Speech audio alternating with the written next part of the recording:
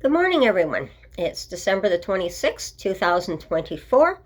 I hope everyone had a Merry Christmas yesterday and had a good time and is enjoying their holidays and their vacations, because it's definitely down on the numbers on the channel for sure. So I'm sure everyone's out enjoying themselves for Christmas and New Year's. So everyone, Merry Christmas and a Happy New Year. And I hope everything went well for everyone and everyone's enjoying themselves for the holidays. So I'm going to start off today with, I want to go back and elaborate a little bit more on Julie's video as I try to cram in a few things there. So it's difficult sometimes to talk with Julie because she does get overexcited.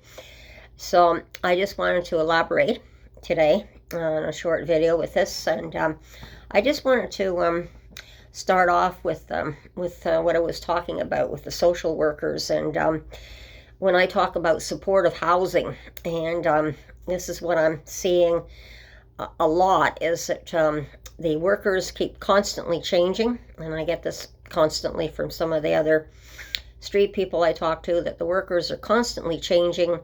Every few months they have to get used to one worker, then they have to get used to another worker, and that causes a lot of conflicts with people. And this never used to happen when I was younger. It was like you'd choose a career, and it would be a career as a social worker, and you stuck it out, good and bad, and you just didn't change every few months at a whim, or because you were burnt out, you kept on plugging through. And also it seems to be that we're losing good workers as well. And this is one of the things that was brought up by someone else too, that unfortunately there was a stabbing, I think it was over a year ago, and one of the good workers, social workers, apparently intervened or tried to intervene on the fight and ended up getting stabbed to death. And all the street people were really upset because apparently, from what I understand, that was a really, really good worker, and lost his life.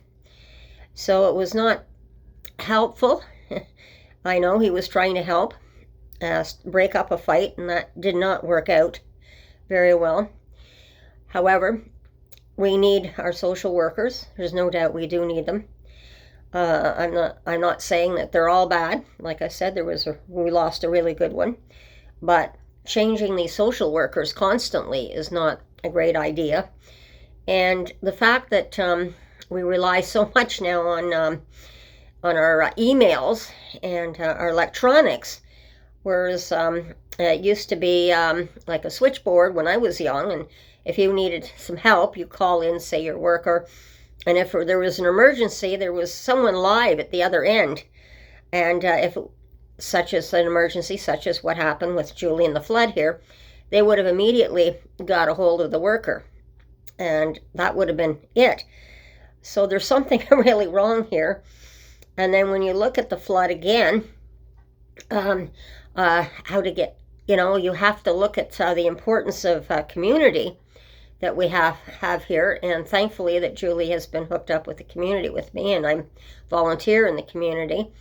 And the importance of community is, thankfully, when she was in a panic and I was at a loss to do anything for her, again, I at least with a community person, I could call up my community person that I volunteer with, and they were able to send an email to the social worker that this was an emergency. But for people like this, and I keep seeing this, and then you have, if it is in a supportive housing and you've got the workers and you've got people supporting them, why do they not have a 24/7 phone line, a way to reach them in case of an emergency and it's desperate? Because that throws things into a real loop and people are in a panic. And in this case, it was an actual emergency. It wasn't like years ago, my ex-husband, my second husband, and I, we were superintendent couple in a building, and he was to do the maintenance, and I was to clean out the apartments after they vacated the apartment. And this is how we got a free apartment, and we got a small salary as well. And this is how it was done. So we were right there on the scene. And in my case, I just call up my maintenance line, and that's a 24/7 line, so that's kind of like if we'd been a superintendent couple there, at least there's a phone number to call 24/7 to get help. And I know that recently we had a flood down the hallway here, and it was one of the tenants who fell asleep, left the sink running, and of course it just flooded down out his door, down the hall, and it was going into some of the other apartments as well. So they came running very quickly with a wet vac to clean up the mess. So that was a really good thing about having a 24/7 phone number or some kind of communication to get help. And I think this is so terribly important because people who are mentally ill and that they don't know how to handle it. They need the social workers, and it just seems like they get pushed aside when the nonprofits come on. Oh, we do this and we do that, and we have this for supportive, and this is how we support them. And I'm going to show you a video later that I took on just what I'm talking about. But it's not enough. You need to be there. Somebody either needs to be in the building where there's problems for the landlord, even if it's a private landlord, because this was interesting because it turned out I didn't know the full story until Julie told me on the video about how apparently the guy in the apartment upstairs got arrested by the police, taken off. Next thing you know, there was a flood, and apparently it was the sink overflowed and was left running. Now, this is interesting, is if water is running, you would think at least that before the police left and closed the door, they'd check out the apartment, and it doesn't take much to turn off a tap. You don't have to be a Godzilla or some really strong person to turn a tap off, that's for sure. And that would have saved the problem there. But again, had it, in my case, as a superintendent couple with my husband, had something like that happen, we would be in the building. The tenant would come down and complain, hey, there's water coming in our apartment. Well, we would have master keys. We could go into the apartment on an emergency basis to find out where the water was coming, and it would have been taken care of, like right away. So maybe we should think of going back to the old ways, because they're not all that bad.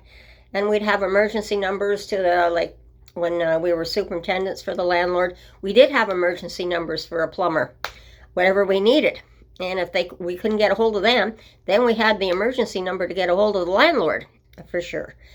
So that was something that was really concerning me as well, is like, how do we stop emergencies? Because water can do an awful lot of damage, and it sounds like I haven't seen her apartment since the flood, but it sounds like she's had quite a bit of damage in it just because a tap wasn't turned off in her case. And then this is what I'm saying about, definitely about support. And I'm concerned about what kind of support, when you talk about supportive housings, what's lacking? What more do we need is what seems to be the problem here.